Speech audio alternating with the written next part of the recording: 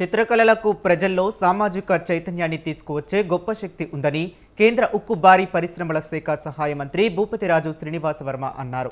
కళలను ప్రోత్సహించడం, కళాకారులను ఆదరించడం అందరి సామాజిక బాధ్యత అన్నారు. ఆదివారం భీమవరంలోని కాస్మోపాలిటన్ క్లబ్లో భీమవరం ఆర్ట్ సొసైటీ ఆధ్వర్యంలో నిర్వహించిన పోర్ట్రైట్ డెమో అండ్ కళా ప్రదర్శన కార్యక్రమానికి ఆయన ముఖ్య అతిథిగా హాజరయ్యారు. వివిధ ప్రాంతాల నుండి వచ్చిన కళాకారులు ప్రదర్శించిన చిత్రాలను తిలకించి చిత్ర కళాకారులను వివరాలు అడిగి తెలుసుకొని వారిని అభినందించారు. కాస్మోపాలిటన్ క్లబ్ ఆధ్వర్యంలో వారి యొక్క సహకారంతో భీమవరం ఆర్ట్ అసోసియేషన్ వారి ఆధ్వర్యంలో ఏర్పాటు చేసినటువంటి చిత్రలేఖ ప్రదర్శన కొనులు విందుగా ఉన్నది అనేటువంటి విషయాన్ని సందర్భంగా ప్రస్తావిస్తూ ఉన్నా. కళలను ప్రోత్సహించడం అనేది మనందరి యొక్క బాధ్యత.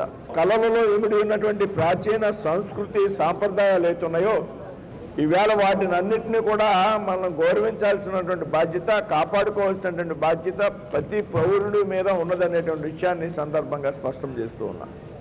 చిత్రకారులకు సంబంధించి చిత్రకళకు సంబంధించినటువంటి ఒక ప్రదర్శన.